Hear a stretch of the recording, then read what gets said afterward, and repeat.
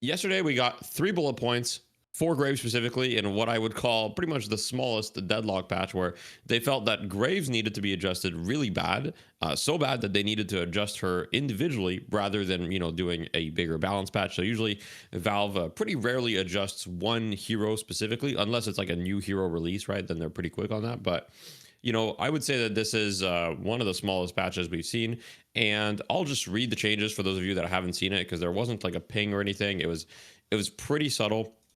So we got Graves, Jar of Dead Tier 2 no longer grants 4 seconds of duration. The Tier 3 of Jar of Dead no longer applies Essence Theft, but you get the duration back. So overall, just a nerf to Jar of Dead, right? You get less than you used to, even maxing it. And now Essence Theft Tier 3 no longer gives you an increased tether, and it now makes it so your summons apply Essence Theft. So basically, if you want your skulls to apply Essence Theft, you now need to max your 3 instead of your 1, which is a huge game changer. However, what this all has also changed is that if you max your 3, from what I've heard, I haven't actually tested this myself, so please correct me if I'm wrong, but allegedly the ghouls apply Essence Theft fully upon explosion. So if a ghoul explodes on someone, they're fully, like, the full effect of Essence Theft is applied. So, that is definitely interesting change. Overall, they just wanted to nerf Graves' gun build very clearly, right? It's very targeted, and Graves' build overall will be nerfed. I think it's a very clear nerf, but the ghoul change and the change that, like, a ghoul could explode and instantly apply essence theft is a bit interesting to me. Yeah, and this is it's kind of a full rework on her kit over the last series of patches, right? We've been seeing them move things around, trying to change the Yeah. identity of the hero quite a bit, and this is kind of the last straw where they're like, we're completely separating the AP bonuses now for like specific uh, things, right? So, like, if you want the synergy between the abilities, you actually now have to put AP in the other ability, which is kind of an interesting idea. Like, we actually haven't really seen. Maybe we have, but like for Graves, and for instance, it's like, oh, I want my deadheads to apply essence theft, max the deadhead jar, right? Like that was just like the thing that made sense for it. But now you kind of have to really think about which ability you want to max first on this hero, and whether or not it's worth it. Is going to be a lot more of experimenting, because people who have been playing Graves, this changes between the last several changes and now this one. She's a very different hero, like completely different hero. Oh In yeah. terms of like itemization. Well, maybe itemization is not too far off, but we're not going to see this. You know, the same type of Graves, I guess, that we've been seeing. But it's Yeah, definitely not. it's And I funny. think Three it, three lines, big it big is funny. changes. 3 lines is crazy. And yesterday, like, I was doing an academy class, and like people were like, "Oh my god, there's a patch," and I was like, "Oh really?" And I opened the patch, and it's like literally 3 lines. So I'm like, "All right, guys, I can do a patch review, no problem, for you guys," because like, there's like literally like almost nothing to review. So one person though one person asked me, why did they nerf Graves so quickly, and yet Celeste gets to kind of like stay at her level of strength for this long, right? And I thought that was an interesting question, and I think it goes a little bit into what we talked about last week. But essentially, my take on this is that they probably think that Celeste is primarily an issue, probably for like high level of play, right? Whereas Graves was an issue at all levels of play, right? Whether you were Eterna 6 or, I don't know, Arcanist, I think Graves was a problem. I think most people would agree with that. And I think that's why they're faster to nerf these kind of heroes. Where if you look at heroes like historically, like extremely high skill ceiling heroes that have been very strong, like the Minas or the Celeste or whatever, they tend to nerf those a lot slower, because a large majority of the player base is not affected as quickly by like how strong those heroes can be if they're like abused really to the maximum of their potential, because most people are not using the maximum of the potential. Yeah, it's one of those things that, like, those high skill ceiling heroes, you also don't want to over nerf them, because if you over nerf them, then they just don't get played, right? And like the people who are Yeah, specialists on them are just going to go play a different hero, and like the people who aren't willing to yeah. learn them definitely aren't going to learn them when they're bad. So I think Graves, yeah, Mhm. she's going to be nerfed. We'll have to see how the numbers and everything settle. Uh, after these changes and see, if she's still Yeah. viable and whatnot. But funny thing Yep. last night as I was getting ready for bed and I was like, oh, I have a Deadlock patch. Great. Now we can talk about it today. Yep. We have a lot of other Yep. stuff we're going to be talking about, which I'm excited about. For those of you who don't know, this is the Bear Pit. We're a Deadlock podcast. We come back every week to talk about what's happening in the Deadlock scene, whether it be updates or just discussions about whatever the community kind of requests. So it's a fun time. We like it. That's right. That's right. And we, if you guys have any suggestions for anything, always, put them in the comments and we always try. And today we're going to be hitting a few topics. So we're going to be talking about some of the recent balance changes, just like we talked about with Graves. We're going to talk about Mirage, Victor, notably. But we're also going to talk about kind of the hot topic right now, which is matchmaking. What's our take on it? Will matchmaking ever be good? Right. I mean, I think there's a lot of things to kind of discuss there. But I think it's an important discussion to have. And on top of that, towards the end of the episode, we do the Curiosity Corner where we discuss a hero and an item. And for this week, we picked Bebop and Trophy Collector. So I think it'll be very interesting. So stick around if you're interested in hearing that. But without further ado, let's get into the other heroes. So I think one of the biggest changes that we had like somewhat recently, I'm just checking the date just to make sure I'm not stupid. So Wednesday, so it was like, what was the date Wednesday? It was the 25th, I think. Yeah. So Wednesday the 25th, there was, a somewhat significant balance changes across the board. One of the biggest ones is Victor, where they kind of reverted. So for a little bit, they experimented with giving Victor negative lifesteal effectiveness, essentially meaning that lifesteal would be worse on Victor than it would be on anybody else. And they reverted that change already. But what they did is that they made it so his jumpstart does not actually remove debuffs now. It just gives him 50% debuff resistance, which is an interesting rework because that means, like, for example, you're playing against Infernos. Before he could just remove Afterburn and you'd have to reapply altogether. Now he can't actually remove Afterburn. It's just your Afterburn will not last very long. But if you're shooting him continuously, you're going to keep reapplying it. And so it might not be a factor. So for certain matchups, it's overall worse for Victor. But at the same time, for things like a curse, it's better because if Victor, presses 2 before getting cursed, he's going to reduce the duration of that curse by 50% just from his 2. And that's not including if he has, debuff reducer, for example.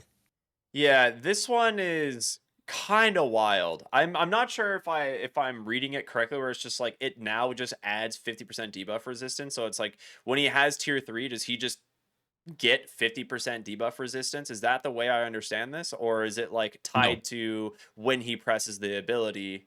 it's tied to when he presses it. Okay, that's what I thought. I was like, it would be kind of insane if he just innately got 50. It'd take me back to the days of Tiny and Dota 2 when he just could not be Yeah. CC'd. So okay, Yep. good. And then the other part is that it cuts debuffs in half in terms of their durations. So like you said with Infernus, the benefit is that you can just keep reapplying it if you're in Furnace with Toxic and stuff like that. So those types of debuffs Yep. are where it doesn't just straight counter them. So Yep. yeah, I like that. I think it's kind of cool. I did think it was very annoying, like playing against Victor and all of the anti-heal. He's just like, nope. But against That makes sense. Decay and stuff, it's really good, right? This just cuts Decay's duration in half immediately. It's still Yeah. valuable for that, but because it's not something you can just reapply instantly. So yeah, I Yeah. think it makes 100%. Victor less of a gimmick in terms of just running, diving your backline and pressing jumpstart off cooldowns. So I like it. I think Yeah. it's a interesting change. Probably a nerf overall, but I think probably Also, necessary. I mean, yeah, it's hard to say whether it's a nerf or a buff. Yeah, I think one thing that is interesting is at the end of the day, it's like, Victor is a hero that does not like being CC'd like at all. Yeah, that's And so true. having debuff resistance built into his kit now is kind of good in the way that, he can he can tank stuns a little bit better, right? Tank stuns, tank roots, and all that stuff. Before he would remove them, but if they're like instant stuns, right, it would be a problem. Like, for example, I don't know if you were just getting like Abrams charge, like IV stone formed, like all these things that you couldn't actually remove. Then he was like strictly unable to do anything. But now regardless of whether the stun is like a debuff, like a 7 stun.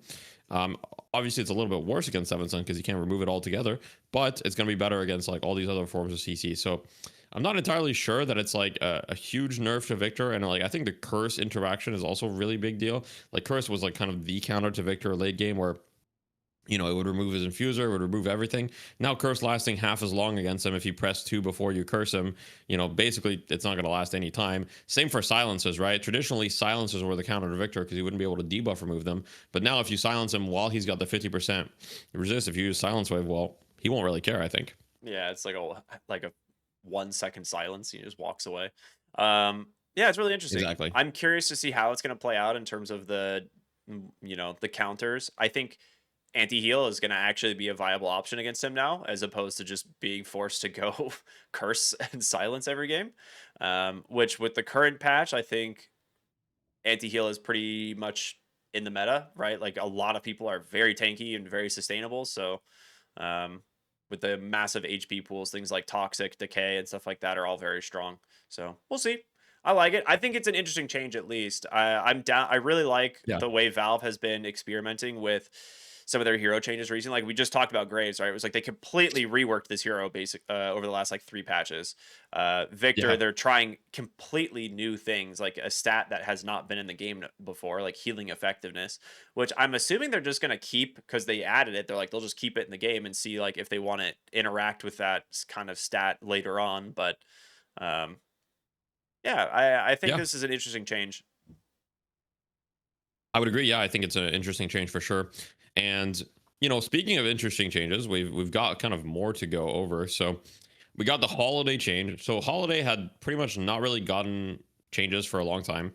I think most people considered holiday to be like kind of just balanced, right? Like, hey, holiday's a pretty good hero, but like nobody thought like, oh, holiday's crazy. In fact, I have read a lot of comments that were more like on the side of holiday being bad, if anything, right? Hmm. And they were like, okay, let's give her a little something. It looks like they're very afraid to buff Holiday because I think that they treat her a little bit like a paradox where they're like, oh shit, like we had a Holiday problem for a long time where she was, extremely oppressive. So they're very like scared of buffing her, it seems. So what they did is they gave her crack shot tier 3 is slightly buffed. So now instead of -4 seconds per headshot cooldown, it's -6 seconds, which is actually kind of a lot. It's A like lot. 50% better. So it's a very significant buff to the tier 3 crack shot. We'll see if that motivates people to try that. And the more interesting change is bounce pad now provides allies with air control and stomp damage. Now, I haven't seen a whole lot of it yet, but that enables a lot of interesting combos. For example, the one that comes up kind of immediately is the Lash Holiday combo, Yeah. where so now the Holiday bounce pad damage applies on the other people taking the bounce pad. Now, Lash Holiday was already kind of an interesting idea where you could take the bounce pad, it would give you height for your ground strike, and it would allow you to do that kind of more easily and more dynamically in lane. Because when you go on the high ground as Lash, is like super predictable, right? Everybody knows you're going to do it. But if you just take a quick bounce pad, much less predictable. And then it's going to give you an extra burst of damage, even if it's just 80 damage. Having that extra 80 damage when you're ground striking it to someone, that's a lot of burst in lane.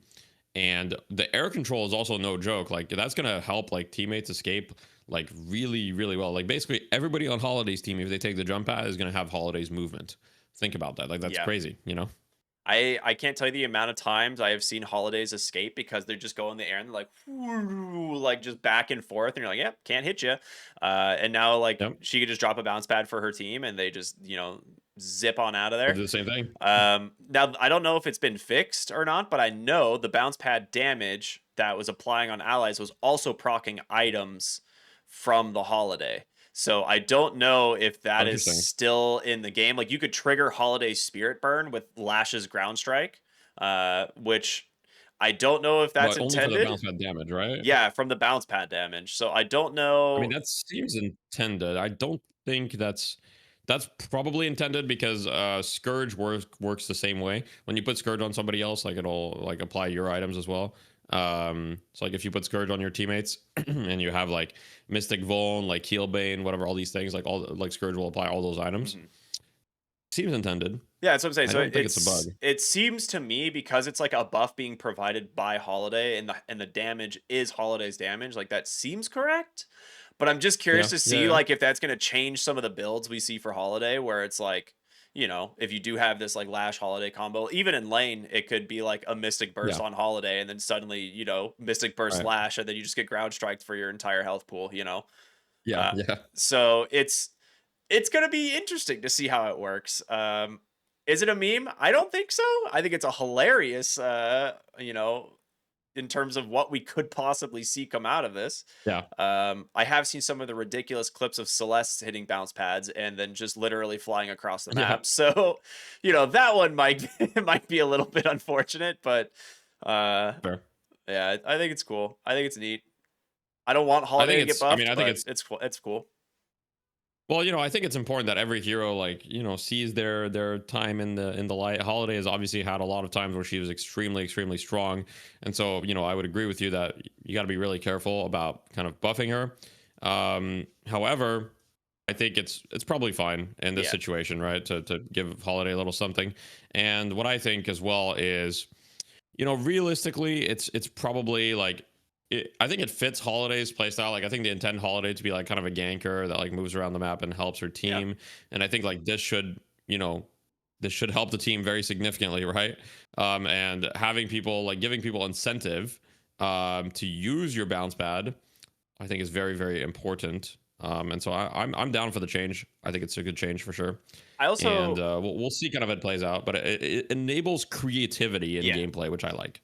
Yeah, I was gonna say I also like this more than them buffing like barrels, right? Like this is a way more fun Yeah, and interactive way to yeah, buff Holiday than us like reverting back to getting barrel juggled to death, right? So oh yeah, it's this like I think that's a great path. It's we've talked so many times on the yeah, podcast about things that are not fun or interactive to play against. Like yeah, that was one of hmm them. So if yeah, this becomes like the way that Holiday becomes more viable, I'm fine with that.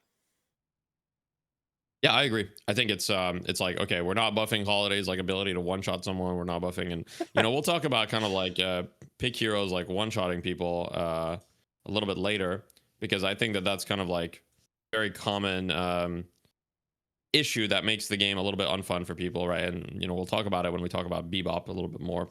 But regardless, we'll see kind of how it develops for Holiday. I like the change.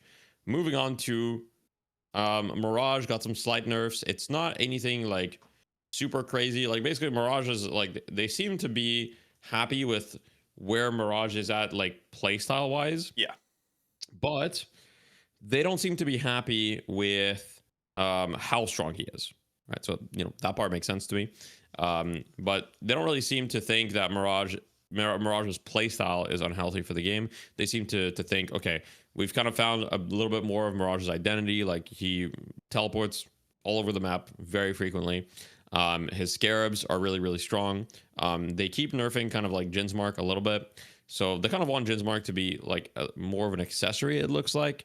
And they're kind of like changing things so that Mirage is a little bit more of like a Nature's Prophet type hero where he just moves around the map, ganks. For anybody that doesn't know, that's a Dota hero. But he moves around the map, he ganks a lot. He can farm, like he can't farm very well. Like Mirage is not a farming hero for sure. But he can be very active on side lanes and kind of be a +1, and he's very difficult to kill. Yeah, and I think they're all pretty reasonable nerfs, right? We kind of knew that. We talked about it in the last Yeah. episode that scarabs were definitely overtuned in terms of how much damage that they were doing. So they've kind of brought Yeah. those numbers down just a little bit, and I actually kind of like that they're not overreacting to the changes because I think a lot of Right. people also Hmm. are not familiar with this play style for Mirage, and they're not itemizing against it Yeah. correctly. They're not used to playing against it, so it's like his win rate and his Sure, yeah. strength may have felt a little bit more elevated than what it actually was. I'm not saying he wasn't broken. He definitely was. But Yeah. Yeah. Yeah. I don't want them to just be like, all right, we're gutting the hero and then making him unplayable, right? So I like that he just Yeah. Of got course. a little bit of tweaks.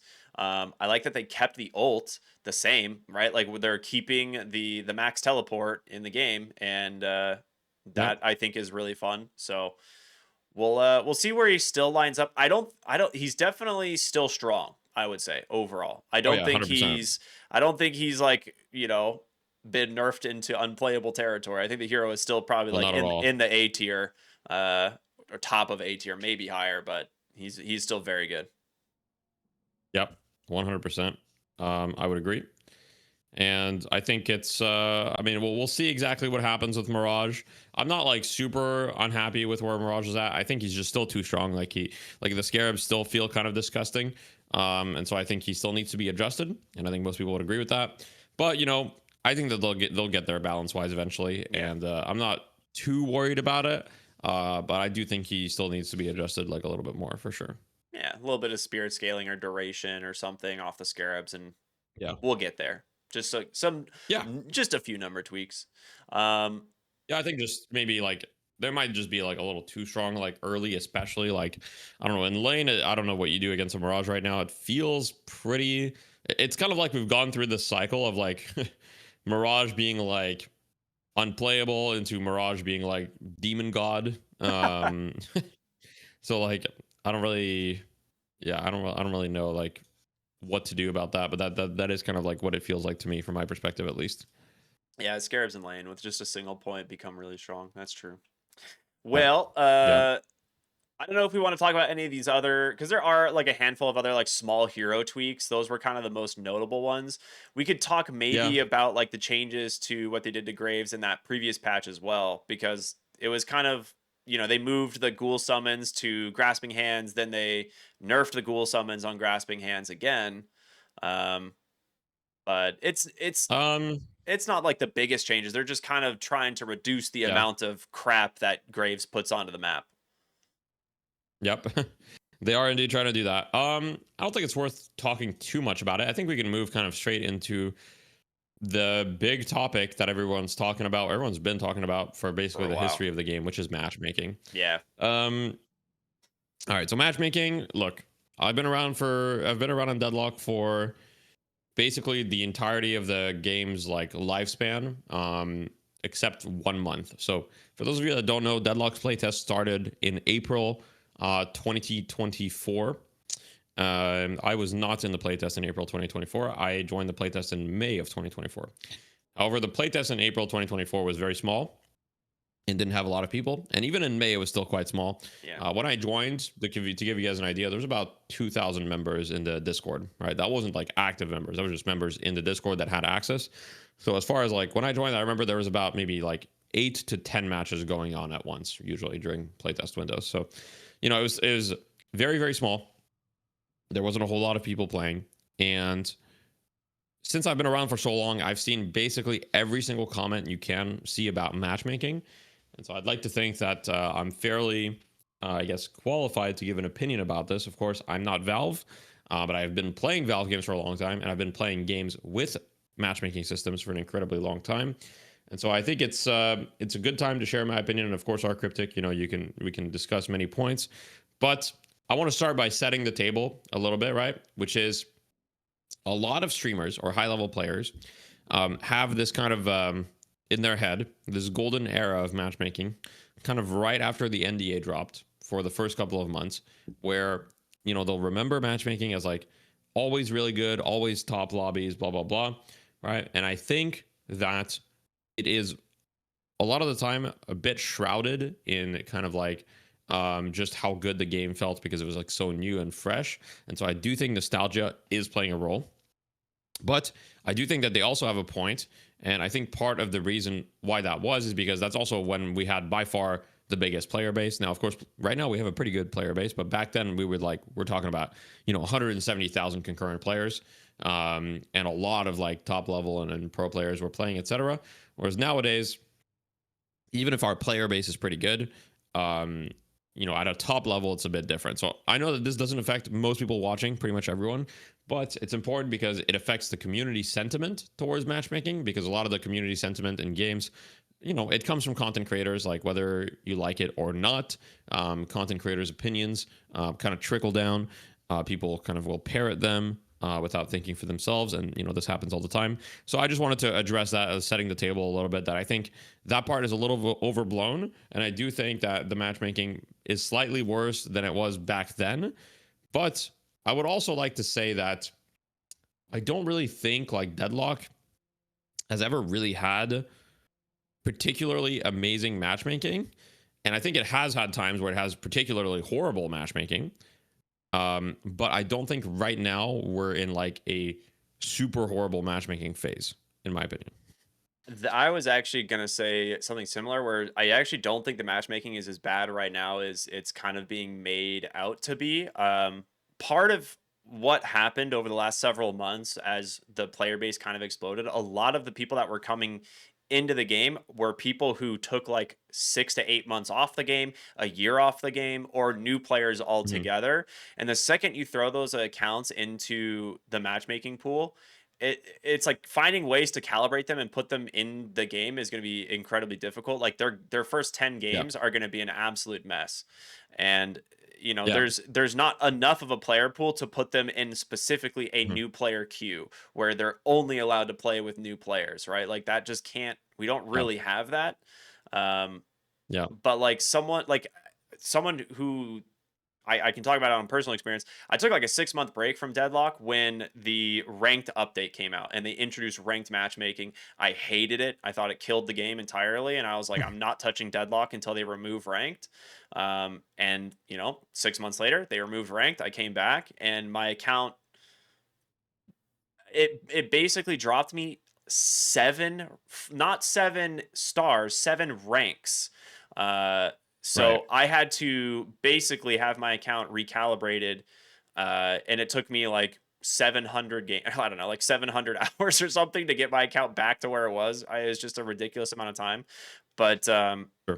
it's that's happening for a lot of people who are coming back to Deadlock. And I think when the game is out like in open beta and we have a much larger player base of continual players, this becomes a lot less of an issue. Mhm. I'm not saying it's going to solve everything. There's obviously problems with the matchmaker at Right. times where you feel like you're playing a game, and this Yeah. will be a topic in just a moment, where one team has like multiple Eternus players on it and your team's average is like Ascendant 3, and you're like, what the heck is going on? Right. um Mhm.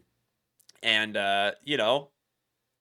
the Smurf discussion can Yeah. be brought in on that one for sure, because I guarantee you that that is still affecting a lot of players. It affects my games all the time, Oh yeah. which is unfortunate. And that's we've talked about Smurfs and stuff in the past, but I think when it comes to matchmaking right now, I think there's a pretty overwhelmingly negative sentiment, but I think it's being overblown because of maybe like Okay. recency bias, where it's like was really Mhm. bad for a couple of months, where all these new accounts were coming back from these major patches, and like that was Yeah. causing games to be super volatile. But I think Mhm.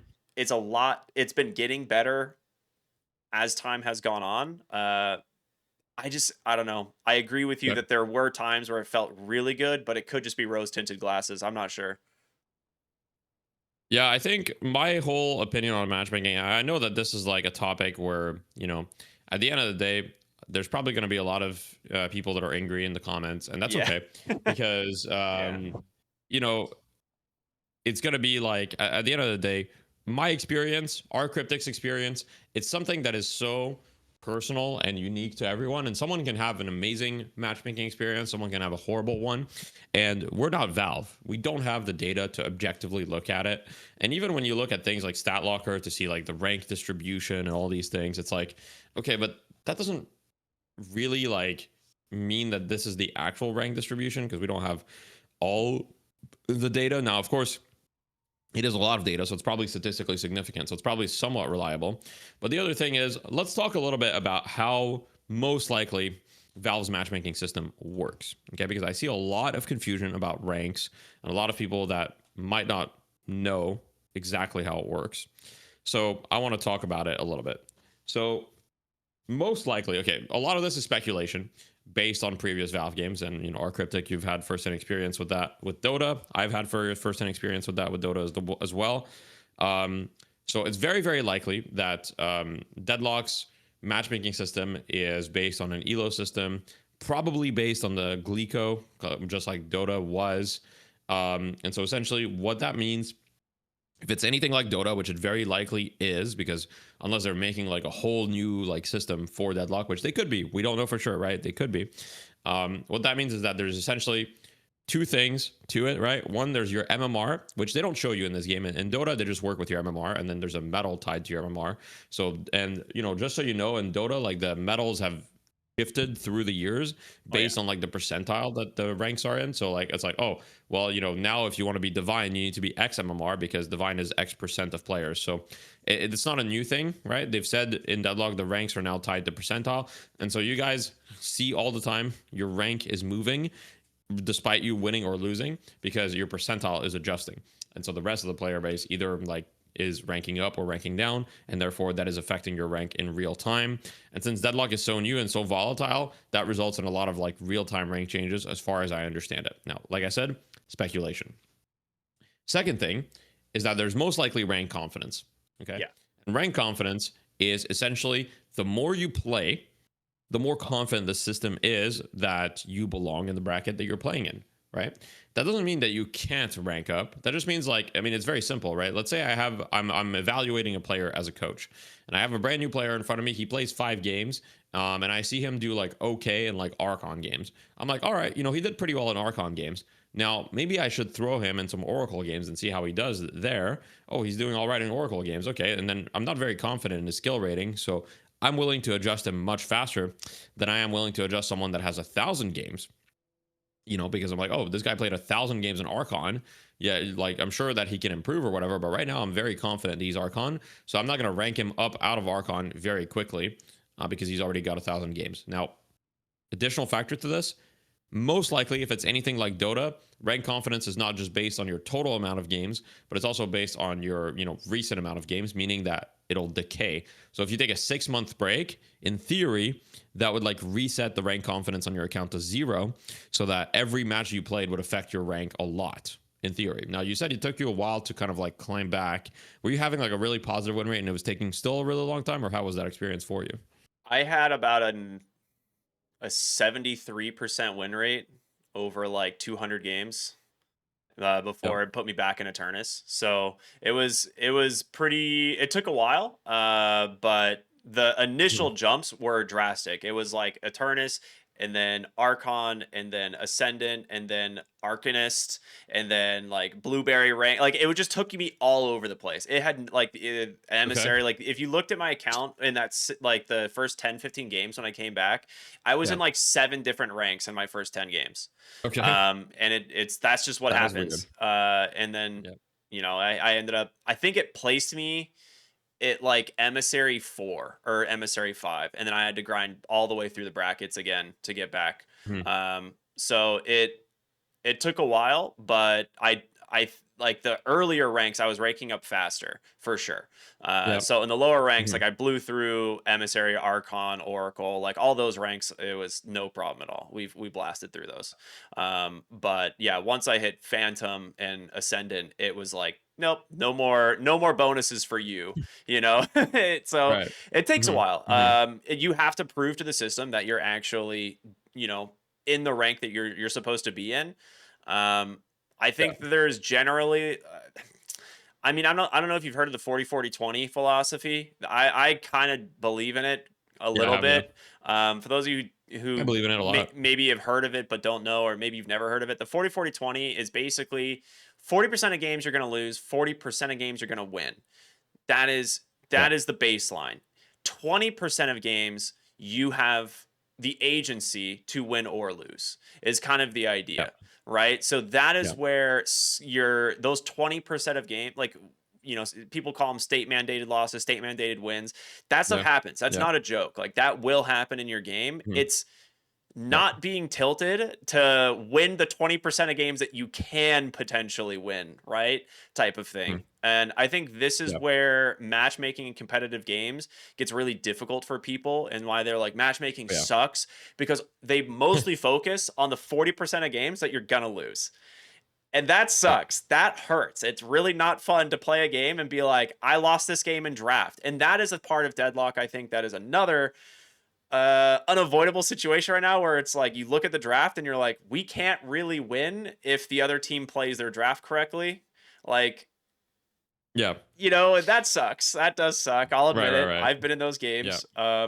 But I'm with you, I'm with you. yeah, I guess I'm just Um, rambling. I don't know. oh, you're good. It's a process, and I think trying to reset and focus on the games that you feel like you actually have the agency to win. Those are the important Yeah. ones for sure. Yeah. One thing I'll say about this is, okay, so we can talk about kind of what Valve can do to improve matchmaking, because I think that there are kind of some easy wins that Valve has not done.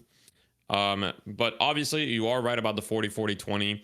To me, it's not really like a theory, it's more of a fact, right? Because this theory only works if you're like in the rank that you belong in. Like obviously if I went to play an Archon, I Yeah. would be able to win more than, I would be able to affect more than 20%. But if you are relatively in the rank bracket that you belong in, just look at anybody, right?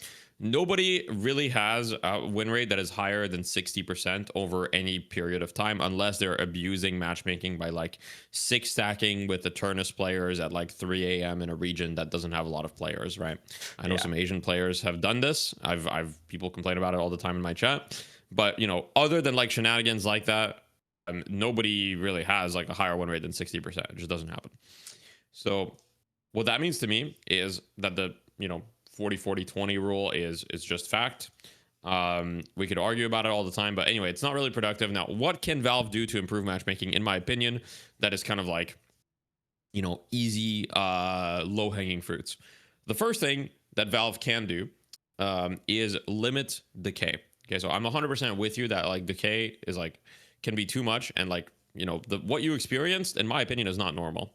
Right now, I think it's difficult because you have to make sure that you're not going too far in the opposite direction as well, right? Where you're making players that are returning feel like they're just like playing an impossible to win battle.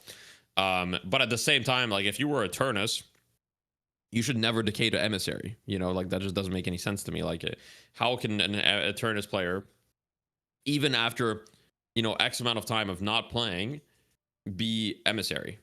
I I wish I don't. knew. I don't really see it. I don't really see it, and I don't really think that. I don't really think it's true.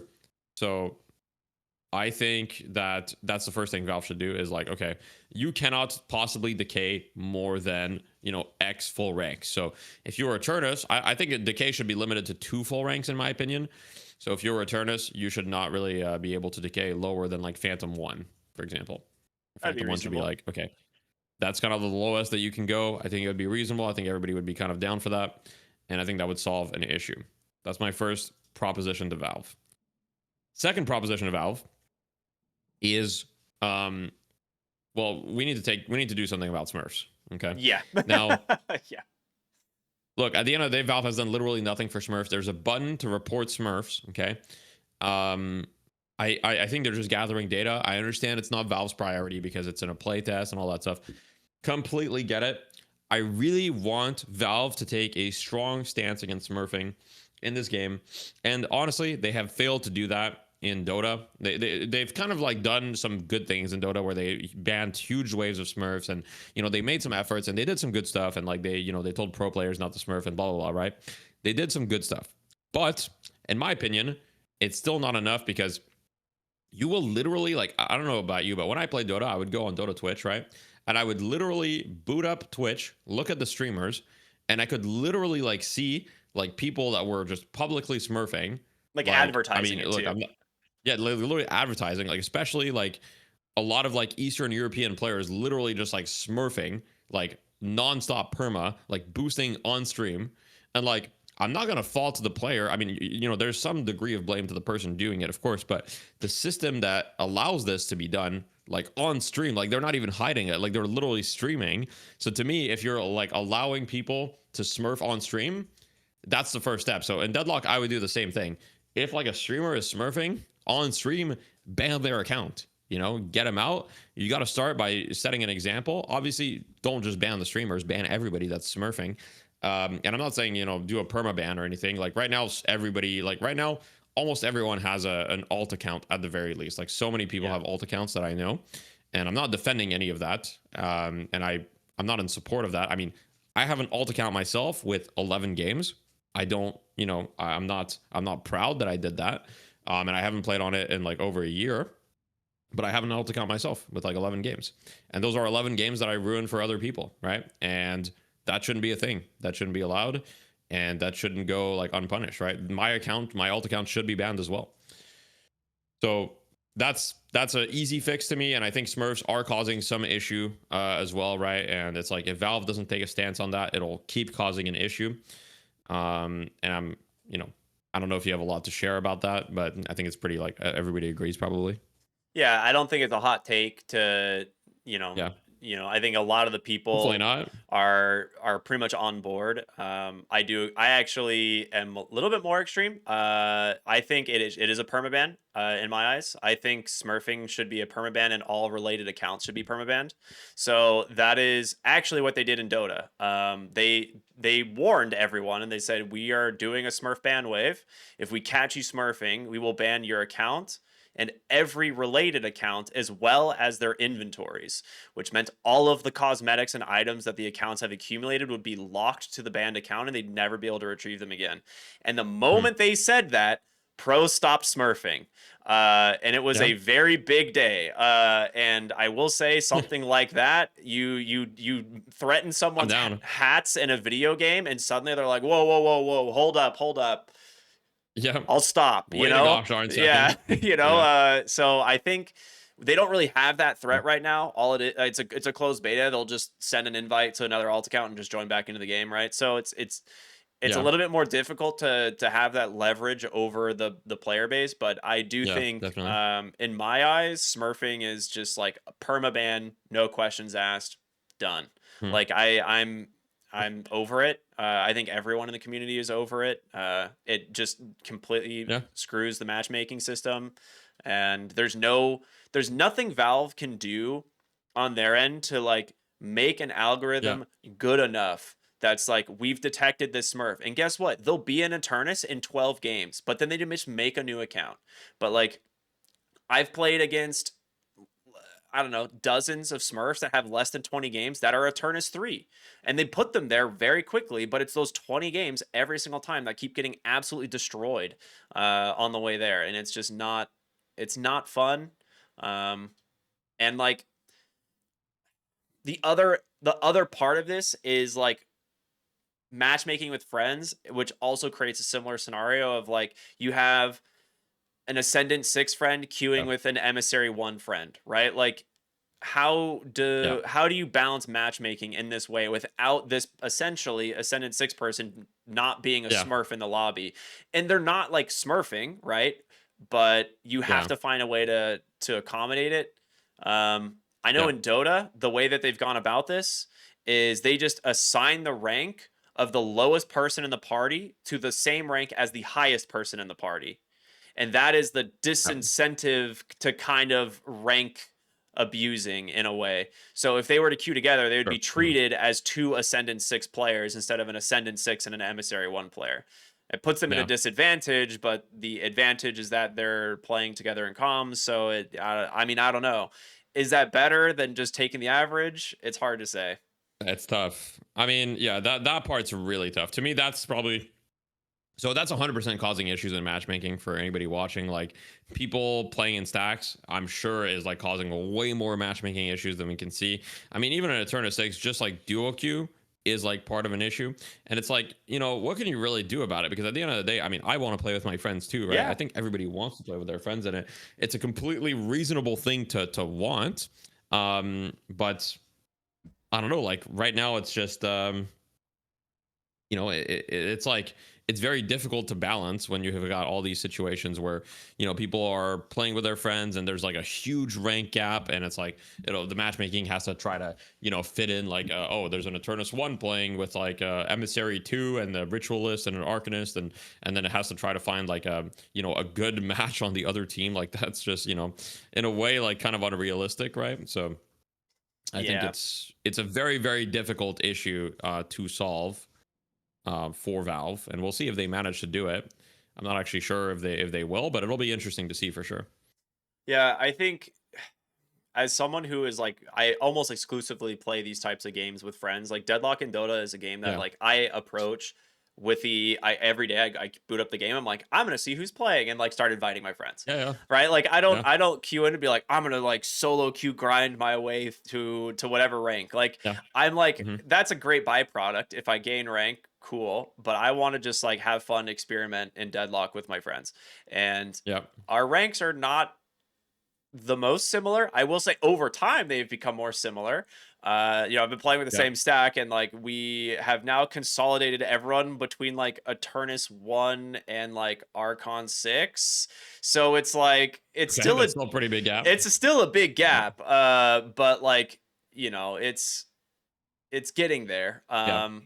It's better Yeah, it's for sure. better. Yeah. But like when the matchmaker is gonna find us a game, like sometimes, you know, it like this is a scenario where it's like sometimes we just play against a burger lobby and we just it is just unfortunate. Like we just blast through the lobby and it's not even close. And then other Yeah. times we play Yeah. against, you know, a stack that is substantially higher rank. And I think that is just part of I don't say that that's necessarily part of the 40-40-20. That is just a byproduct of like not duo queue, but Well, like multiple players, I guess. I don't know.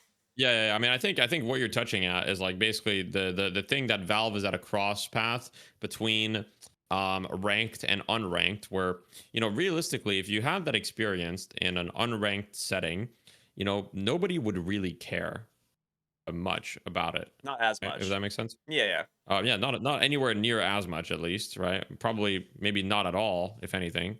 Um, but the problem though is that this is ranked and unranked, and people don't have a choice. But last time that they added rank to the game, it was just half-baked system that wasn't ready at all. The game wasn't even close to ready. Like the game now is like 10 times more ready for ranked. I'm not saying they should add it back or anything, but back then it definitely was not ready. That's just objectively true. I think Yeah. everybody would agree. And you know since there's no choice for players, well, there's players that really want to grind, really want to rank up, really want to improve, and there's players who just want to play with friends. And both of those players are in the same games, and those games might not be balanced. And some people are six stacking, regardless of the rank disparity and all that stuff. And it's essentially making it so the matchmaking has an impossible job to do. And so, I don't know if matchmaking will ever be truly solved until Valve implements a ranked system again. Yeah. Because without a ranked system, I think that they kind of like, I don't really think that you can be like, hey, you can't queue with your friends anymore if they're too low rank and the rank disparity is too high. If you don't have a ranked system, it just doesn't make sense to me. Yeah, there are guardrails typically in ranked for stuff like that, and that have been in place in Dota in the past, where they're like the parties ranked Yeah. MMRs are too far apart. You're not allowed to queue ranked, and Yeah. I Yeah. think that is a very reasonable thing that's going to happen in Deadlock when ranked comes back. Um, Yeah. but I agree with you. I don't want them to add ranked right now. I don't think it would be healthy for the game. I think it that's more of a open beta type of thing, and I I agree. honestly Yeah. when open beta comes out, I don't think you roll out ranked right away either. I think you give it some time for all of the new accounts to try and settle before like ranked gets introduced, and then suddenly you have like an actual kind of an even playing field or like a more steady matchmaker in a way, right? Yeah. Or limit new accounts to not Okay. be able to play ranked at all, and then that eliminates the problem. But I think there's a lot of things that can be done. I that necessarily aren't with the matchmaker that can help Yeah. affect matchmaking, which would be a draft mode and an actual banning system, right? Like this is something where we mentioned earlier, like sometimes you just see a draft and you lose because your draft is so heavily countered. Maybe it's like an 80-20. Maybe you have a 20% chance as a team to win the game, but like that's not it doesn't feel good to just like spend 30-40 minutes losing a game and then you still lose and you're like, well, it was just too good of a draft.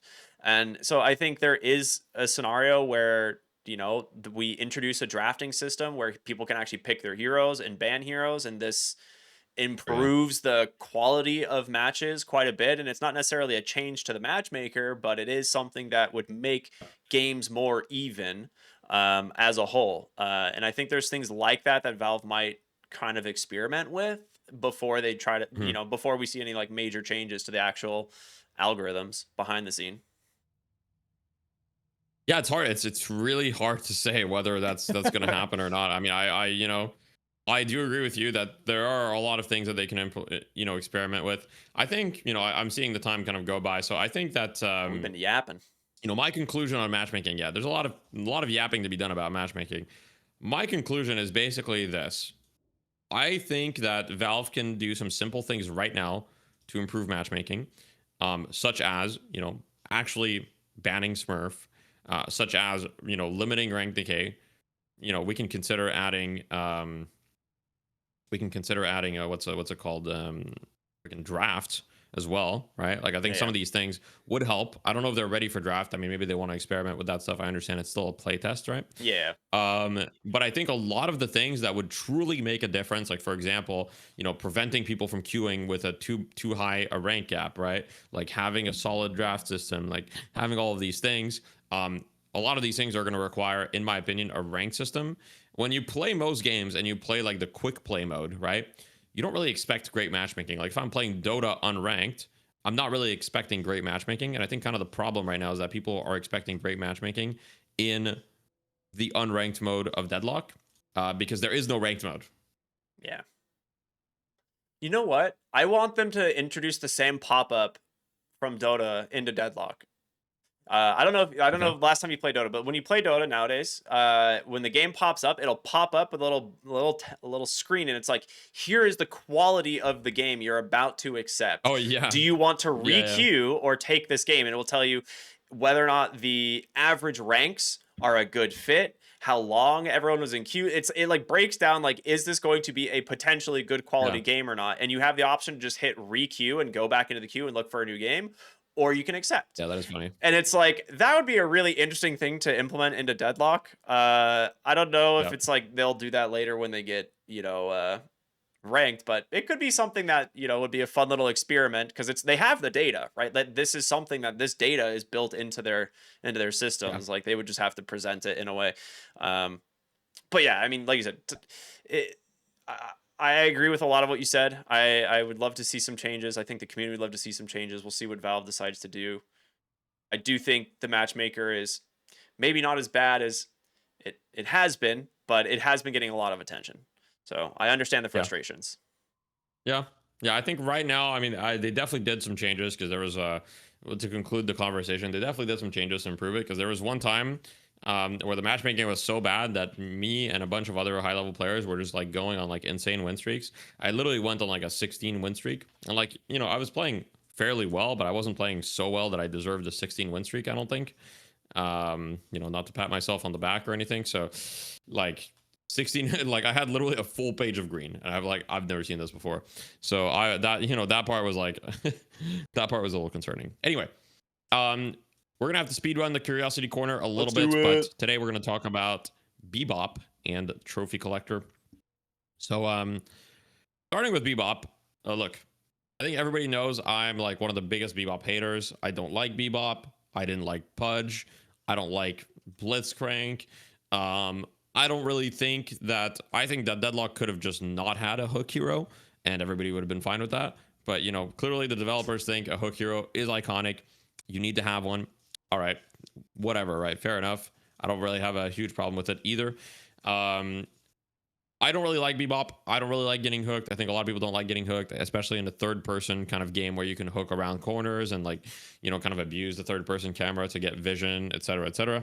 And therefore, Bebop has been, I would say, one of the most hated heroes in the game for a long time. And I think that's kind of resulted in Valve basically, nerfing him over and over again because people just don't like playing against him, especially when he hooks you and he kills you by himself, right? I think most people feel like, oh my god, he hooked me and then he just like uppercutted me and then just one shot me. Like, how is that fair? Right? He shouldn't be able to do that because he can already displace me across the entire map. He shouldn't be able to then, finish me off like that. So Yeah. that, that's kind of the initial thought, is like, that's why Bebop is in the state that he is in right now, in my opinion, is mostly the fact that, hey, it's like, people don't like playing against the hook hero when he can one shot you. Yeah, I think that is the big caveat, is like Bebop is a legitimate damage dealer on top of being a hook hero. And when you compare him to the hook heroes of other games like Pudge, where's my Richter mains at? And shout out to them. Yeah, Blitzcrank, all these other ones, is like they are like they're like hook into a form of crowd control typically. That does moderate damage, but they're not like these massive damage dealers in this grand scheme of things. Like they typically are a ganking hero that relies on someone else to follow it up. unless you're snowballing and then none of that matters. But it's like Yeah. Bebop is this weird hero where not only does he have Mhm. the largest displacement hook of any game I've ever seen, but it's also the fact that he does massive amounts of damage from his ultimate, from his hook. Yeah. Uppercut just like kills your stamina for some reason. So a lot of there's a lot of things about Bebop that are unfun to play against, and that is why people do not like Yeah. him. Being like, oh, I lane against Bebop, I guess I go first item reactive barrier every game, enchanters every game. Like you just have to itemize and like kind of grief your own game to not feed a Bebop, which is just really annoying. Yeah, I think I think that kind of explains why Bebop has gone, in the state that he's in. And now objectively Bebop is kind of just like, Not great. he's just weak. Yeah, he's definitely one of the weaker heroes in the game. I don't think he's unplayable or anything. I think Yeah. he's still mostly fine. But I think a lot of Bebop players are kind of like, annoyed because they feel like their hero has lost a lot of agency and is kind of being forced into basically being kind of like a semi-tank hero that can, play around bombs and play around the ult, but can't really do a lot of gun damage. Now I think he can still do a decent amount of gun damage, but his gun itself doesn't really do damage. It's more like, you can build items like toxic bullets, capacitor, siphon, etc., to kind of get your gun to do damage. But almost any hero can do that, especially if you have like the thing that Bebop does have is he does get kind of a large, mag size, and also like kind of a hit scan ish gun. Um, Now here's my take on Bebop. I actually kind of don't like it when Bebop is like. I think there's certain heroes that when they're like super strong, the game is unfun in general. And I think Bebop is one of them. I think Graves is one of them. So I think it's fine that they nerfed her. Like I love Graves. I love playing Graves. I think when she's super strong, the game is kind of unfun. I think Bebop is kind of the same. And so they I think they agree too because they recently buffed Bebop. They gave him one more HP regen. That's what they Woo! gave him. So I think that they're very, very careful about buffing Bebop. But I just wanted to give like kind of that perspective of like, I don't personally think Bebop needs a lot of buffs. I think Hook still has insane utility. I think Bebop ult is still really, really good when you're not getting, knocked down or whatever. And it's like crazy around the mid boss. It's crazy in like, early fights.